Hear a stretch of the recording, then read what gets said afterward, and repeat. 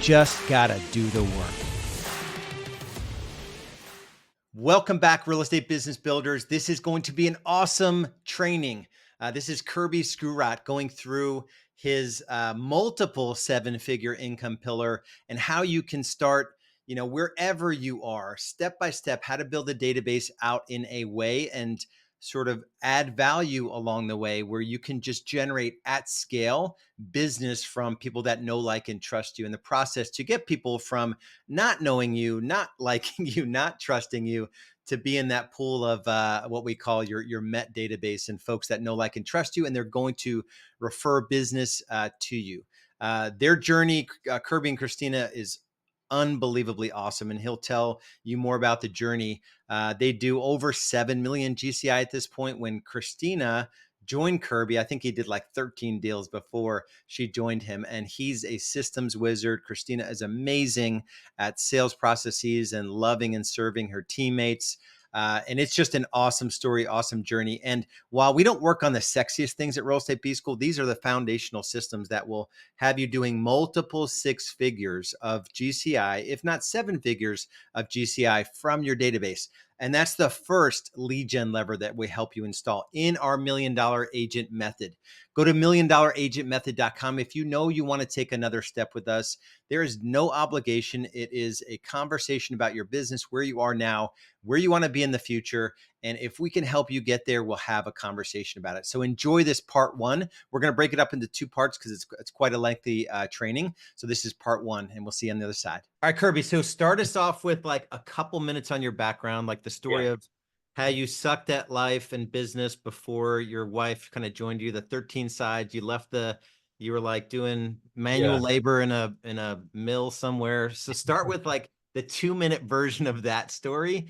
And then the last 3 or 4 years and kind of what you have built. That'll kind of set the stage for it. And then I'm just going to let you roll with it. Okay. Can you hear me better? Is this better? Yeah, that's better. Okay, cool. So I got into real estate. I started, came down to the Twin Cities from a small town of 223 people, the mill that Lars is talking about. I worked at a chicken plant when I was 12 years old and worked there for a while until I graduated, went to college in Hamlin, worked at General Mills for 2.5 years. And then in 2008, at the very bottom, transitioned into residential real estate, first commercial real estate for a year. It was really no different than the corporate handcuffs of corporate America. And it was like, I need to get out of here. I'm an entrepreneur. Lars shares a lot about that, just in his journey too, that corporate was not his jam. And so residential real estate, 2008, took my first short sale listing, $113,000 in Minneapolis. And then from there, we just built and built and built. And so that first year, 13 sales, second year, 21, third year, 27. And then my wife, we got married, and she was working at a job she didn't like. And I said, hey, I'm getting busy enough where I have to hire some help, or if you want to come and help me do some marketing and just get your license, you should do that. And so she did. And then we doubled, and then we doubled again. And so Christina's really the secret sauce. And I don't know why Lars didn't have her come on and talk, because she's the one that has the true horsepower. But, it's been a journey. And now we have a team of about 80, did 693 sides last year, 265 pending and sold so far this year. So we're pacing to 750, which is our goal. And I'll share some numbers with you guys on all that stuff. Since I started tracking in 2015, I'm almost a decade into my tracking journey, which I'll share some numbers on today. We've generated 122,000 leads. We've set several thousand appointments. We've sold, I think, 5,000 homes. And so I've got some definite wisdom to share as far as just learning scar tissue and the hard knocks of the real estate journey. And I'm going to go over some of that today. But the heartbeat of our business has really been our sphere of influence, and that's what Lars asked me to come on and talk about. So I'm going to talk in deep detail about our sphere of influence and how amazing that's been for us over the last 16, 17 years in business now. So you want me to go into my prez, Lars, or what are you hoping? 100%. The thing that, and the reason I had Kerby come on here is that he's sort of like he thinks in terms of systems and scalability. So similar to the way I saw, if I'm going to put something into my business, it needs to be good for like a whole bunch of transactions. I just didn't want a complicated business. And for the most part, because I was on your physical mailing list for a long time until you took me off for some reason. I don't know why. I must have done something wrong when I stopped getting the curb appeal. We still I'll go over it, but I'm surprised that you're not on there. Yeah, I mean, I guess I didn't buy a house from you or refer anyone to you. But you guys have done the same thing, like within about 80, 90% the same database program for all the years. And you just Yep. kept treating it like super valuable. I remember when Christina shared the story of she would mine Facebook friends on their birthdays and build the database manually. And a Yep. lot of like every contact was contact in the database was generated via a little bit of effort. Either they close a transaction, which is a massive amount of effort, or you've sort of like nurtured some online relationship to get them into the database and turn them into a referral source. So I just the consistency of it is I think the most beautiful part. So that's really what I want to and I want people to adopt this mindset that just because you only did 4 transactions in the last 12 months from SOI, sphere of influence, or database marketing, this is could quite literally be a 7-figure income pillar annual in your business, right? It Correct. might take you 6, 7, 10 years to get there, but that's what it could be worth if you focus on it as such. So the stage is yours. All right, man. Well, yeah. So thanks for having me on. Just a little bit about my journey here. So grew up in West Central Minnesota, trailer house, worked at the chicken plant. First typo of the presentation. Sorry about that. Went to Hamlin and played baseball, studied social studies and business. Got recruited by General Mills out of Hamlin, making 42 grand a year, which was cool. That was in 2006, 7. Then I got into residential or commercial real estate with Jones Lang LaSalle, now called JLL. And 2008, like I said, jumped into residential. 13 sales my first year. Married Christina in 2009, and then in 2010 she partnered with me. This is our family from this year, and you had me on in 2020, so I wanted to show the side by side here. My youngest daughter has hair. My second youngest daughter can see. She got glasses. My other daughter has teeth now, which is cool. So just kind of it was fun to go down memory lane and That is awesome. see the kids. Who's Um, the wild child on Christina's hip in the first picture? yeah, Is yeah, still he's wild? looking better. He's Oh, hey, toned down a little bit, but yeah. he's good. So, this is my business journey. So, started as a residential real estate, like I said. Then I got into home building and remodeling. Did 7 million my final year, which was 2019, and I sold that. I was actually part of the team here for a minute, about a year or so, coaching clients. Had 20 direct clients working with Stacy and Lars. It was awesome, but just with all the other demands, it didn't end up being something I could sustain. So I've been on these a couple of times now to be able to help teach. I started Cove, my building company, and from 2020 to 2023, built 50 homes and did 10 flips, and now just started to get into some wholesaling and some contract automation stuff with a couple other businesses. This is what our real estate team looks like today. It used to just be the very 2 people at the top, Christina and I, and now we have operations, sales, we have marketing, we have ops, we have ISAs, we have a training manager.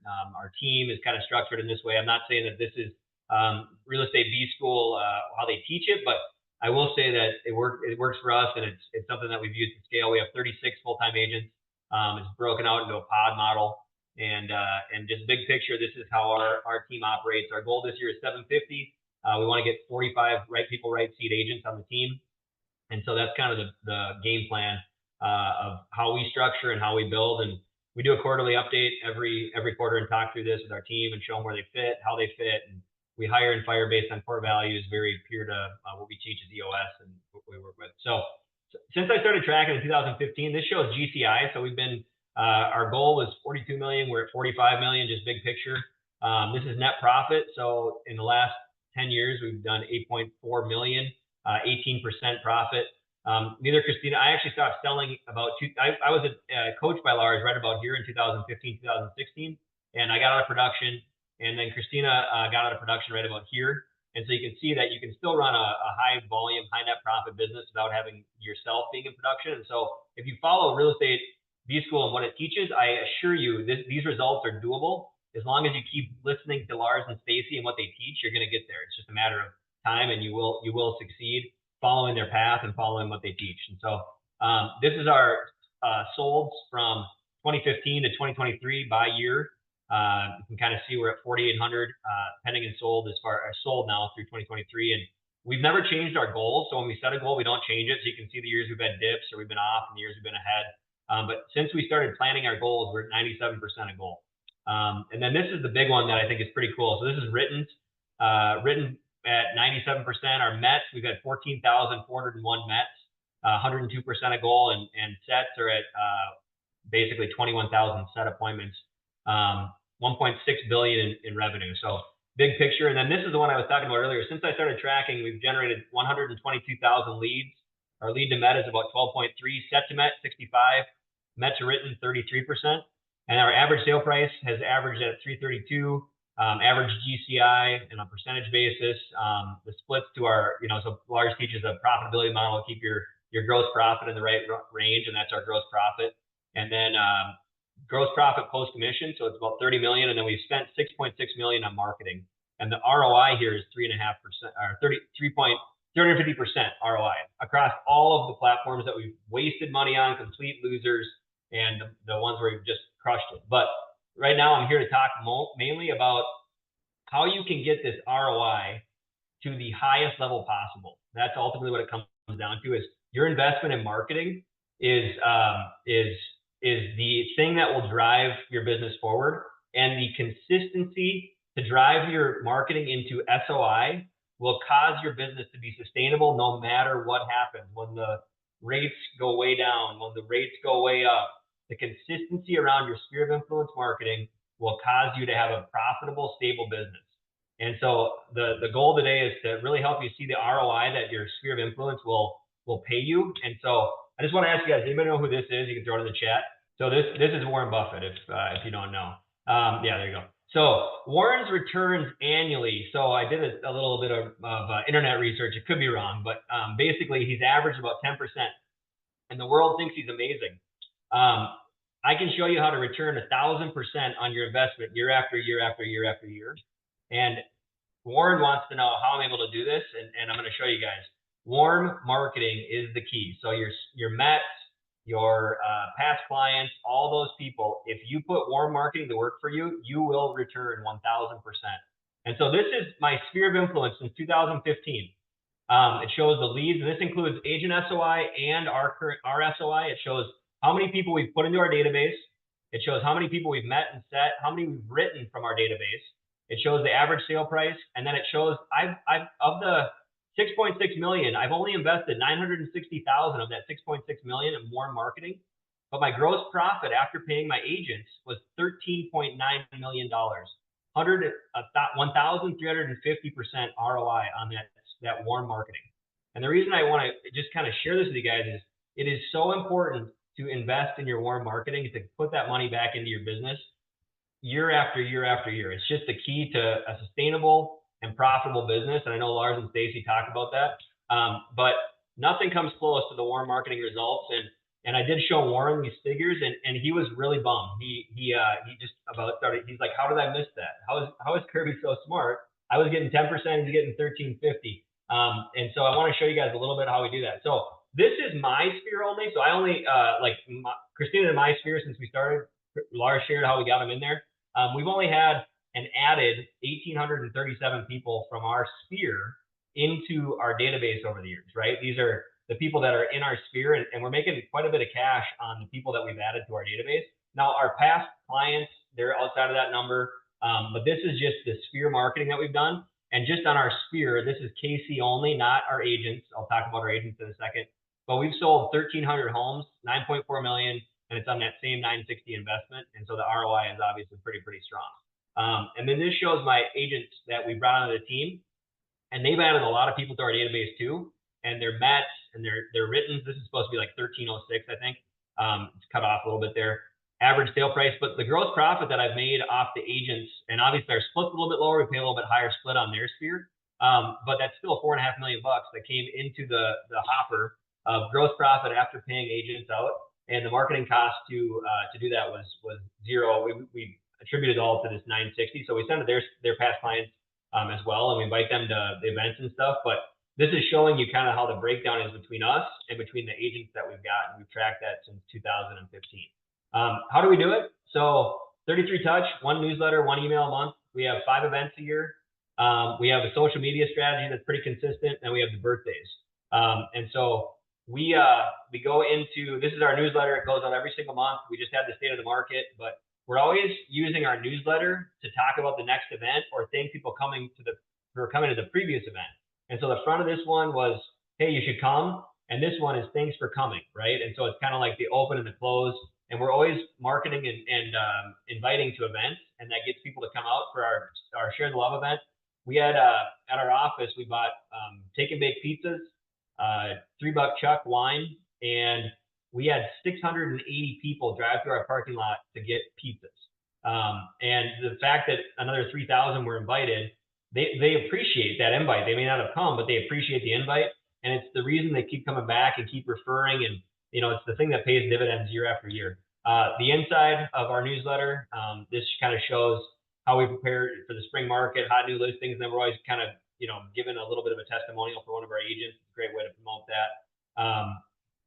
The other thing is, I wanted to go in and show the calendar. So how do we plan for all this stuff? So this is what we use for our planning. And we've been doing this. This is 767 rows deep right now. You guys can still see my screen, right? Yeah. Yeah. Okay. Yep. So previous years, but basically every single month we're looking at like what's coming up, and we're planning for the year, and we're putting in like kind of what are we going to do for our email newsletter? What's the event? What's the newsletter going to have top line? And then that's what we use to just kind of like have our marketing team look at and plan the events, when the dates are going to hit, all that kind of stuff. So it allows us to be able to say, okay, what's the schedule date? What's the hit date? What was it? And just really simplistically go through. You don't need some fancy software. This spreadsheet works totally fine. And then with our event planning, we put the budgets together. Kind of looks like this. Select the RSVPs. It looks like this. So at our 2023 pie event, we had 811 people RSVP for apple or pumpkin pies. We had some vendor offset on that. We got the coffee, got the pies at Costco, got the coffee. Cost 13 grand, and I'm pretty sure that our vendors, because we laced a sticker for our mortgage officer on there, they covered the entire cost. We put, event sponsor on pretty much every event we do, and it's just a great way for them to get a little advertising. And a lot of the times they're giving the pie to their past clients too, so it's a great way to make these events almost zero cost outside of our team to be able to put it together. But it's, again, that's kind of how our events work, and we're always marketing the events and kind of working through that. So, and Kerby, how go back a second. When you talk warm marketing, we had a question about how would you define warm marketing? What do you mean by that? So your 33 touch campaign, I would call that warm marketing. Anytime you sell a house, those clients from Commissions Inc. or Zillow or expired, canceled, sign calls, all those people go into that database, and all those people now get that warm marketing campaign, and they get invited to all these events, and they get notices of what's happening. And that's kind of what I would call warm marketing. So I talk a little bit in a minute about how you still want to be profitable with your cold marketing and track that. And I'll show some tracking on the other campaigns that we do, whether it's Sync or Sierra or whatever. But you're always trying to buy cold marketing to fill your warm marketing campaign and drive people back to, refer you, know you more, like you more, and trust you more, because then you become that expert that they're going to give business to, and they're going to be a repeat client for. And so that's what warm marketing is. And it really consists of this, like every single person that's in our database that, it's the Mets and beyond. So if we've met with them or sold them a house and beyond, they go into our warm marketing campaign. And then we're using the notice of default or notice of address change records to update and scrub our database on a monthly basis. So every time we send our list to our mail carrier, they send us back a list that says, hey, these people moved or whatever. And, we have our client care team follow up and check in and be like, hey, why didn't you use us? Sucks to hear sometimes that feedback, but it's just a great way to continue to keep the list clean. And so I would say that a lot of people think that mailing is dead. I think mailing is the best it's ever been, because so many people believe, I'm a contrarian when it comes to mail. I think that putting something in people's mailboxes is really cool. And I think that that's one of the reasons we have such success. So does that answer your question? Yep. Okay, cool. So this is our events page. If you go to kcevents.com, you can see what we've got out there. Just shows like we have different events on our page.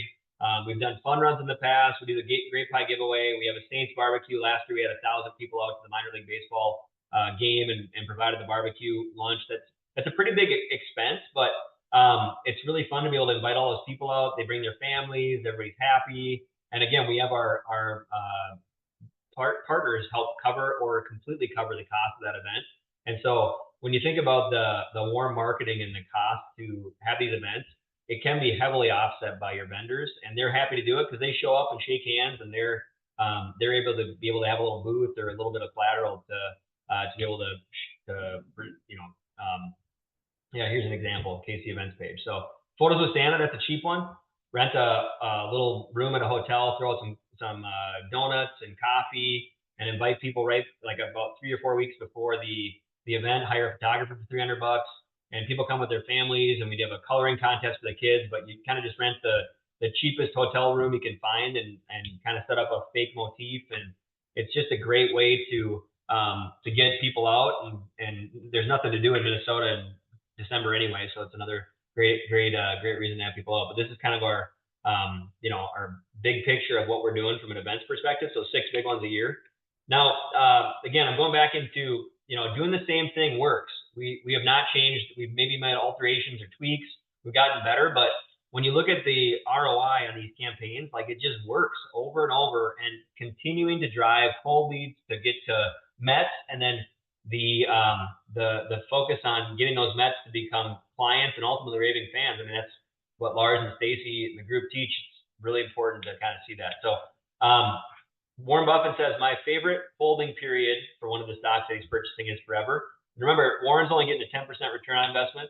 My favorite database mailing campaign is forever. And so I just want to make sure that the emphasis around why do you do this? It's because you're getting an ROI on that. And everybody's like, oh, I need to find the next shiny object with, what is it? What's the next thing that's going to be the cool new, lead source? And it's like, there is only one lead source that will pay you over and over and over at the level of this one pays you, and it's your SOI campaign. So big picture, the importance of having this as the foundation of your business, it's like you can't miss this one. It's just the most, in my opinion, the most important thing to have in your business. So I hope you enjoyed part 1 of how to build a 7-figure income pillar. The only thing I have to offer you, if you know you need to take that next step in your business, is jump on a business growth strategy session. Just go to $1,000,000agentmethod.com. Give you all the details there. There's a 7-minute video you can watch. And if it resonates with you and you struggle with implementation, the $1,000,000 Agent Method is only a 90-day program where we implement all the lead gen levers, all the appointment processes, all of the sales and consultation frameworks. And if you need leverage around client care, showing agents or administrators or buyer agents, that's in there as well. And you get lifetime access. It's the coolest thing ever. So, but your next step is not to buy into that program. It's just to have a conversation with us. So go to $1,000,000agentmethod.com and we'll see you on the other side.